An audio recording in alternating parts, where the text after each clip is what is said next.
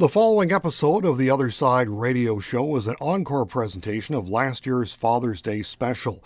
Jeremy and Joshua spoke with their father, Gord Davis. Among other topics of discussion is candid talk about Gord's courageous battle with cancer. Gordon C. Davis passed away late last year, and this rebroadcast is a tribute. The end of the program will feature a new song called Dad, written by Jeremy Davis. Hi, happy Father's Day, and you're listening to 91X with Jeremy and Josh Davis, and this is Gord Davis talking to you. Papa. The Other Side Media Group and 91X now present The Other Side Radio Show, a program about people who make a difference from all walks of life in Quinte and beyond. And now here are your hosts, Jeremy and Joshua Davis.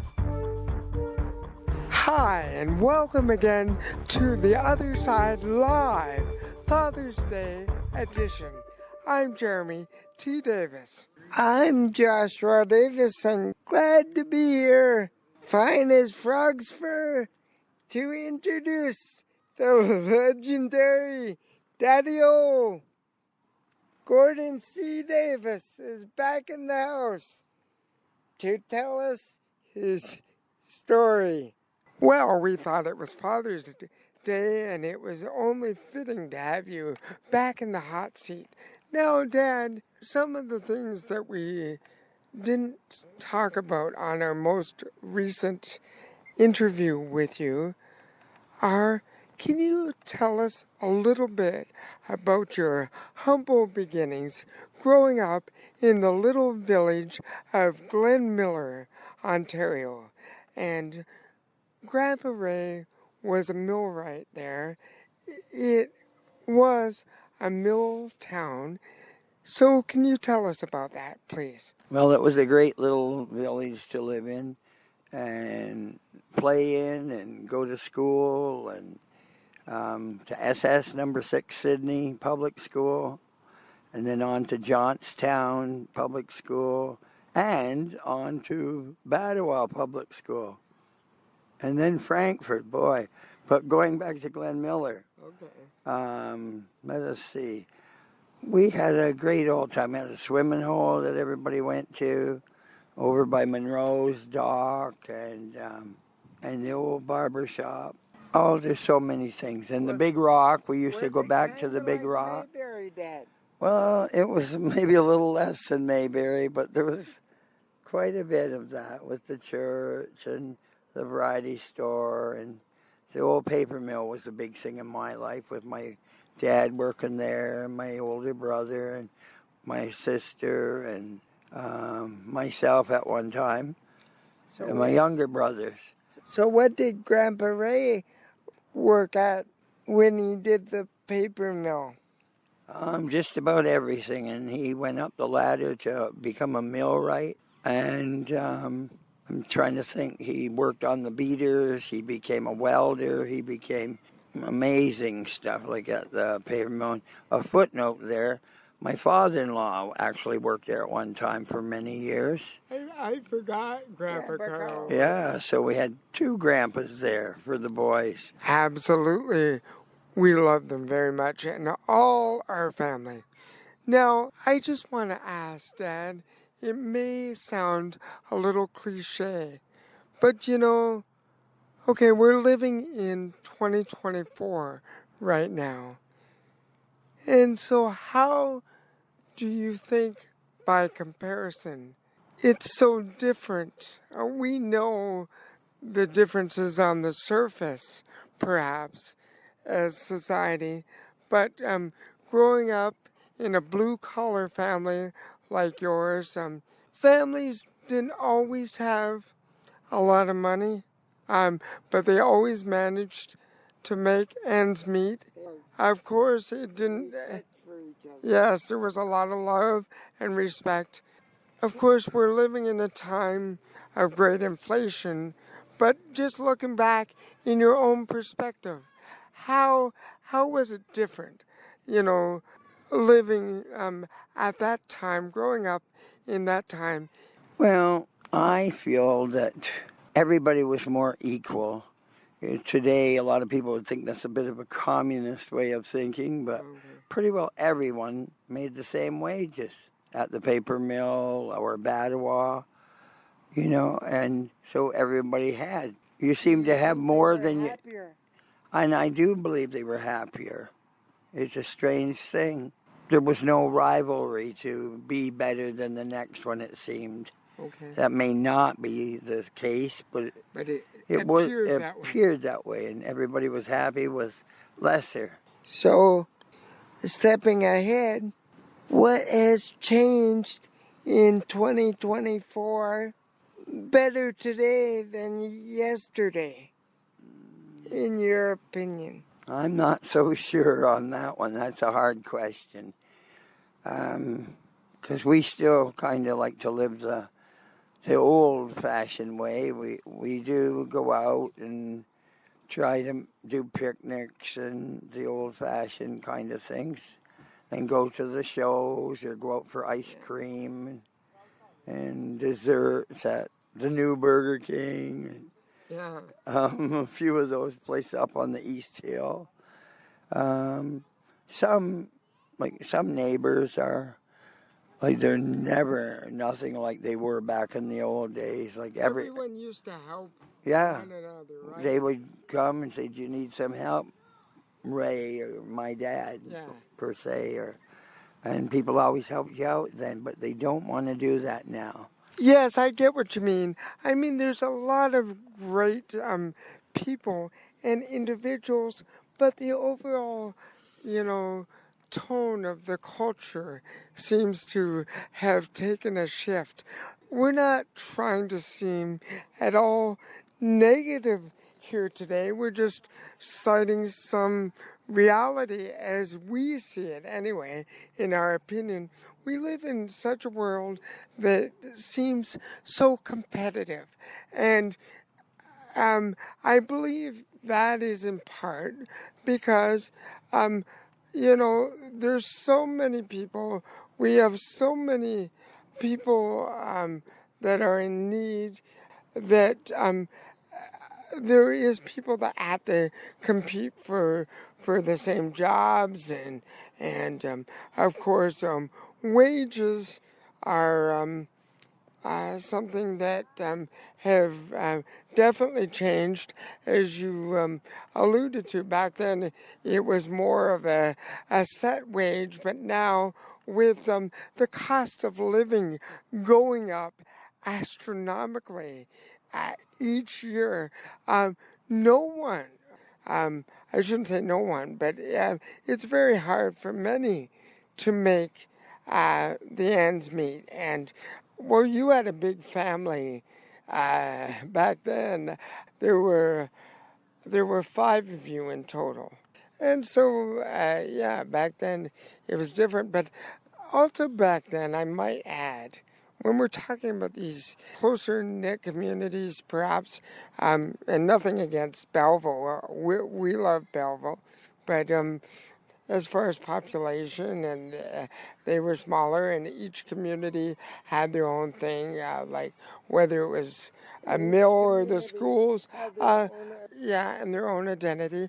You had your families that would all chip in and work, whether it was in that community or other people, if they didn't live in communities with the industry, they lived out in the country and in farming communities, and so the family would work the farms and work all those things, and so just lifestyle was different. Would you agree? Well, we didn't have what people have today. You had the necessities, and what you didn't have, you didn't need. And you still got along. You had better food on the table. It didn't cost as much. You had a little garden maybe, or someone you knew in the family had a garden, and that's where you would get a lot of your vegetables and whatnot. Like my grandma had a big garden down at her place on Davis Street in Trenton. Yeah. And Ivan, her next door neighbor, would always be given to people these. So it was a healthier lifestyle, perhaps. I believe so, for the majority of people. And also, when you were a kid, you didn't have a lot of this technology, like you do now, like computers or cell phones. So you were able to get outside and just stop and smell the roses, get dirty if you wanted to, and have fun and play games and Get to stay out till 7 o'clock. baseball and hide and seek and all those games. And when you were a kid back then, you were able to have more creativity. And I do believe that's what you instilled into us when we were growing up. Even into our adulthood today, we have picnics and we have all these things, and we talk to people and we go to festivals and Swix Island, and we go to concerts and stuff and see fireworks for Canada Day and stuff. Those things are important. Those things are the cornerstone of family life, I do believe. And I love you and Mom for raising us and giving us the power of just togetherness and loving one another. That's what society is missing, I think. Well, I think Dad would agree. I didn't mean to jump in there. I just wanted to say, did you ever believe, first and foremost, I don't want to sound so cliche, but that you would meet Mom and then that you would be the father of 3 kids? I'm not going to. You've said we're beautiful kids before, but that's up to you. I'm not putting the words in your mouth, Dad, but not paying you to say that. A couple of weeks have passed now, so you're not so beautiful. Okay. Thanks, Pops. So, did you ever think that you would have a family and build a life like you have with Mom? Well, I had hoped to. When I was in my 20s, I think we got married when we were 23. So you finished school, high did all school, that, and then you went out to work. Went out to work, the big manly stuff, and worked for 30, 40 years, and then got sick way back then. Wow. And had some heart troubles and got my leg broke and different stories, a lot of stories, but there's one question I want to ask and jump in here before Josh gets back with what he wants to say. Dad, I don't want to sound too negative here, but okay. No, our beautiful older sister came first. yeah. And then Melissa. And a few years later, you had twin boys, like Grandpa Ray said. He made the predictions. I don't know. With the help of Mama Bear, of course. you can't have it any other way. And anyway, I was thinking before we went to air today, there's some out there, and there's a misconception, not by all people, but some people. We've heard it, unfortunately, even in our family, like from other relatives who we won't say names, and that's not to be harsh, but that's the reality. What do you say to any person out there that is wondering what is life like, and how could someone do it, raising special needs children, and now we're adults, and what would you say in response to let them know that we can contribute and we do and to sort of eliminate some of those stereotypes that still exist where people don't think that it's possible for people that have challenges to live productive, independent lives and be a full part of society and family in general. I'm sorry, that's a loaded question, but I had to ask. It's weighing on my mind and perhaps the mind of our listeners. Well, I would think you guys are the unsung heroes, not the old man here, because you guys never get the credit for what you've done or can do, and you do a lot behind the scenes and you do a lot out in the public. You may not be able to run a marathon, but you can stroll a marathon with your chairs.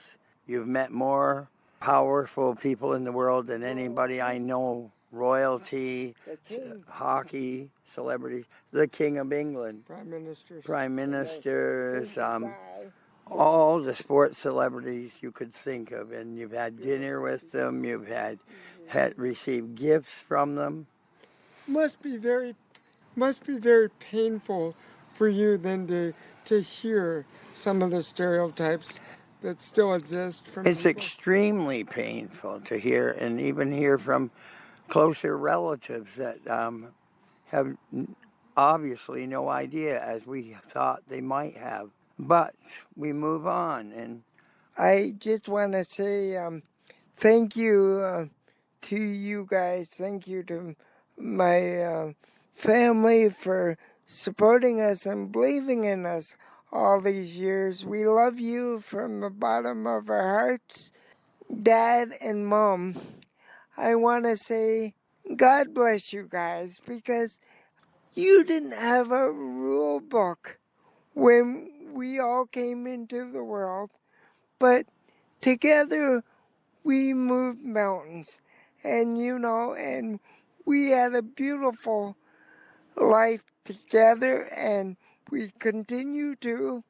You're one hell of parents, and so to our naysayers, I say just watch us, and the best is yet to come, and don't be down, because we're all warriors, and things are gonna get better. We just have to believe in each other and love each other each and every day, and love the man upstairs for every power and every strength that he's given us in everything that we can do.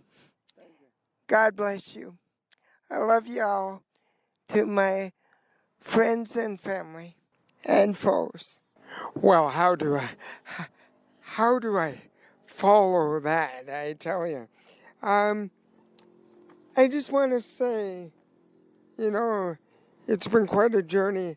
Dad, you alluded to the fact, and we talked about this before. We'll have you back. You have cancer. It's in stage 4. They don't expect you to survive, although you're a fighter. You defied the odds before. We believe that you can defy it again. we say to cancer, beep to beep beep.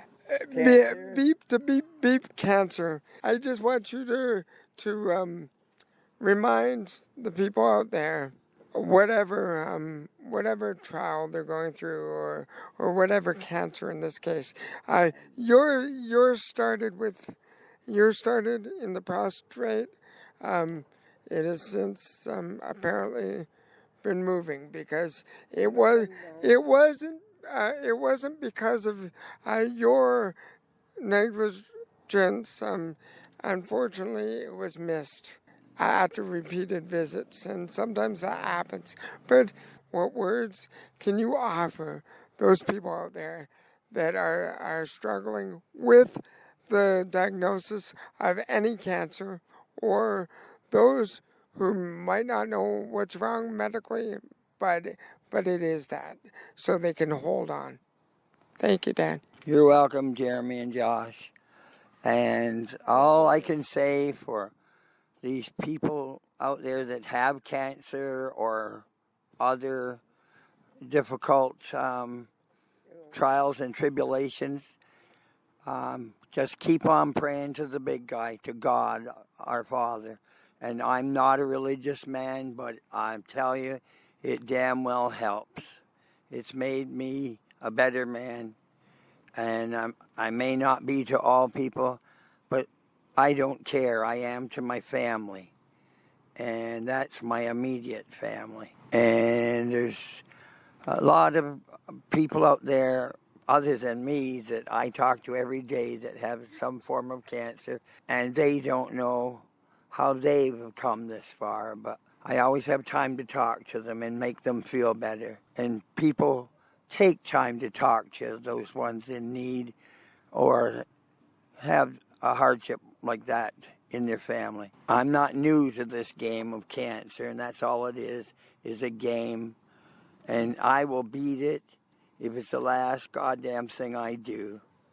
So there you go. And you think the same as I do. This old guy can do it. You can do it. We're all winners in God's eyes. Well, I love that. And I know Josh and I and Mom, we want to have one, and Missy, we want to have one giant celebration, and I'm talking about a celebration of the living and the survivors of all our friends, extended family. We want to have the best summer ever, and we're going to do it. So more on that later. Happy Father's Day, and happy Father's Day to all the fathering figures out there, the grandfathers, the stepfathers, everyone that nurtures and makes us into the people we are today. God bless you, Mom, our whole family, our extended family. Shout out to Sue and everyone. And we're going to get through anything. And we love y'all. And we're going to kick this beeping cancer once and for all, for everyone. And hang on to those thoughts. Have you got any words of wisdom you want to leave our audience today, Josh Rooney, or Canadian author J.R. Davis? This poem is called Father in Conversation. Father, do not forsaken me, for I love but you only. Your heart beats in my soul like a compass from the open skies.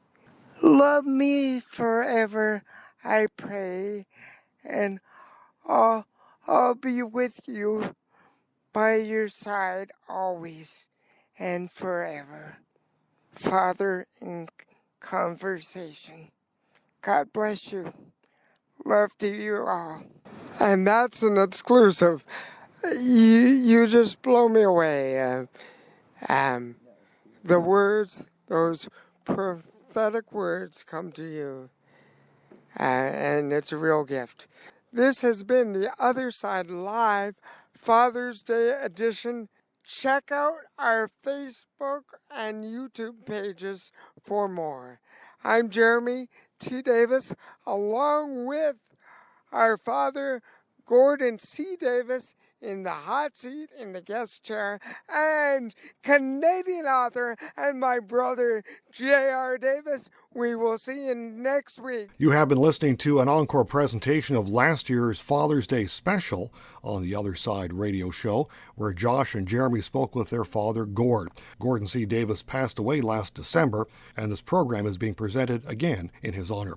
To close the program, a new song written by Canadian composer Jeremy T. Davis. This is called Dad.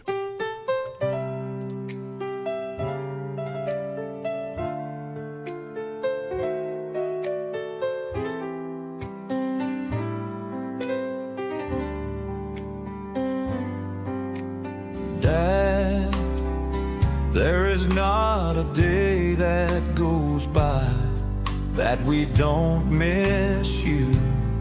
Since you left us all on that fateful late December day, when our world suddenly changed, as the angels carried you on high to your heavenly home. Beyond the clouds we pray,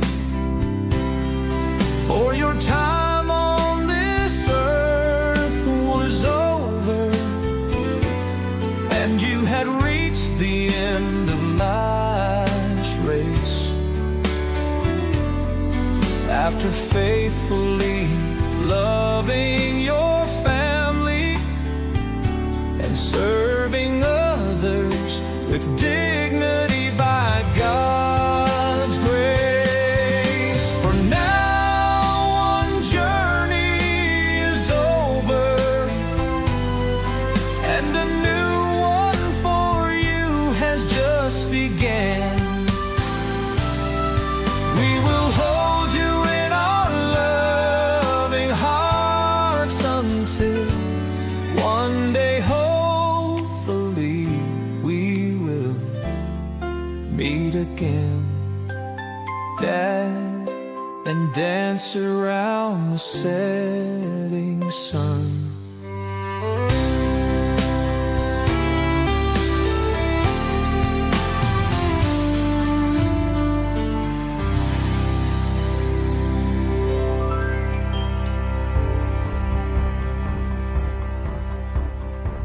The Other Side Radio Show is a production of the Other Side Media Group in association with 91X. You can connect on Facebook at the Other Side Media Group, Instagram at Jeremy Tyler Davis, or on YouTube at Jeremy T. Davis, Belleville, Ontario for on-demand episodes and more. Tune in next week for another episode of the Other Side Radio Show.